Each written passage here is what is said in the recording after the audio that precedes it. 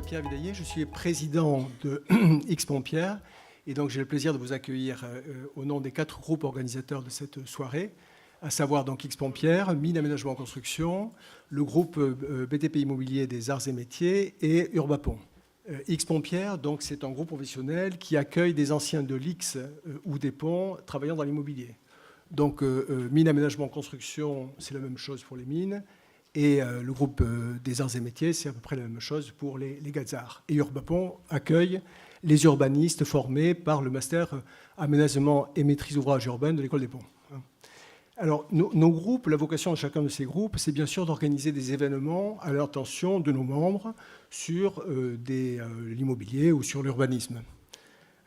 Mais au-delà, donc, il nous semble que sur des sujets de l'intérêt majeur, il est intéressant d'échanger non seulement avec le cercle sympathique, mais un peu limité de nos membres, mais bien avec vous tous, ensemble, professionnels ou étudiants de l'immobilier ou de l'urbanisme, avec toute la diversité de nos formations, de nos origines et de nos talents. C'est ce que nous avons inauguré l'an passé, avec 2 conférences ici même, l'une sur l'immobilier numérique, l'autre sur les Smart Cities, avec, bon, je crois, un certain succès. Et donc, on le réédite cette année. Et le fait que vous soyez venus en nombre, puisqu'on a saturé les capacités de la salle, et le fait que pas mal d'entre vous aussi reviennent après avoir assisté à une des conférences de l'an passé, nous encourage, et nous inciterons certainement à vous proposer de nouveaux événements dans quelques temps. Donc, merci de votre présence, merci de votre intérêt et bienvenue très chaleureusement à vous tous dans cette conférence. Alors, le sujet que nous proposons ce soir, c'est un sujet majeur. 2024, quels immobiliers dans quel Grand Paris? Bon, il s'agit bien entendu d'évoquer comment les JO, avec en toile de fond le projet du Grand Paris, bien sûr, vont contribuer à transformer l'immobilier et l'urbanisme francilien. On va aborder ça de la façon suivante, de façon très, très résumée. D'abord, donc, Bertrand Lemoine, donc, architecte et ingénieur et historien de l'architecture, mettra le sujet en perspective en évoquant l'héritage urbain de précédents Jeux olympiques comme Barcelone ou à Londres, je ne sais pas quels sont les sites qu'il va citer. Pour que chacun ensuite ait en tête le projet des JO 2024, nous projetterons un court film du COJO qui présente les sites olympiques. Ce film est très beau, enfin très, très superbe, très, très enthousiasmant, je crois, et j'espère qu'il va communiquer donc à notre soirée toute l'énergie et l'allégresse dont il est porteur. Ensuite, on aura 2 tables rondes. Alors, la première porte sur la coordination des projets urbains, non seulement pour être prêt en 2024 à accueillir la fête des Jeux, mais aussi pour réussir le projet de ville durable qui en sera l'héritage et devrait marquer symboliquement une sorte d'acte de naissance du Grand Paris. La seconde a pour thème 2024, penser à un immobilier évolutif. Elle va explorer les approches innovantes qui sont au cœur du projet des JO, en matière par exemple de réversibilité des immeubles, de développement durable, d'urbanisme éphémère, et se demander comment ces approches préfigurent en fait des évolutions de fond de notre activité immobilière.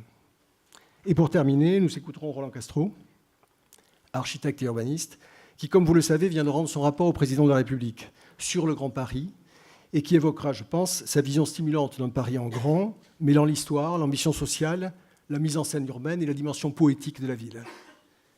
Bon, je voudrais remercier les Arts et Métiers qui, cette année encore, mettent cette salle et ensuite la salle du cocktail, qui est très belle aussi, à notre disposition. Et je voudrais saluer nos mécènes qui sont très engagés dans les projets olympiques, donc Solidéo, qui est en charge de la coordination des ouvrages olympiques, et Vinci Immobilier, qui est un des intervenants majeurs du village olympique. Bon, pour conclure, je voudrais souligner à quel point les 2 projets que nous évoquerons ce soir sont vraiment historiques et mobilisateurs pour tous. Les Jeux, bien sûr, que Paris attend depuis près d'un siècle et où nous allons accueillir toute la jeunesse du monde, mais plus encore sans doute le Grand Paris. Ce projet est la 3e étape de l'histoire récente de Paris, après celle de la création du Paris moderne avec Haussmann et Napoléon III, et celle de l'expansion de la métropole avec le RER et les villes nouvelles à l'époque de De Gaulle et de l'Ouvrier. Demain, le Grand Paris Express va relier les banlieues, les pôles économiques, et faire de la métropole ce Paris en grand plus dynamique, plus inclusif, plus accueillant, plus poétique, que Roland Castro appelle de ses voeux. Ces projets, ils sont bien entendu pour le secteur professionnel, pour nos jeunes, pour nous tous, d'extraordinaires potentialités d'activité, d'emploi, l'occasion d'exercer nos compétences, notre créativité et nos talents. Mais ils sont encore plus que cela. Ils nous touchent aussi en tant que citoyens, en tant que Français.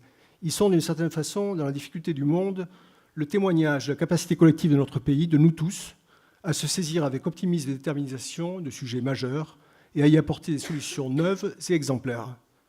Aussi, mesdames et messieurs les intervenants, nous allons vous écouter avec attention, mais j'espère que je traduis le sentiment collectif en disant que nous ne serons pas seulement ce soir ni demain, uniquement des auditeurs attentifs, mais aussi des acteurs fervents et passionnés, engagés avec vous dans les projets qui portent une part de notre identité et de notre fierté collective. Nous reviendrons avec mes camarades organisateurs à la fin de la conférence pour vous remercier et vous inviter à un cocktail amical. Je vous souhaite une excellente soirée, je vous recommande de participer avec entrain et je vous remercie de votre attention.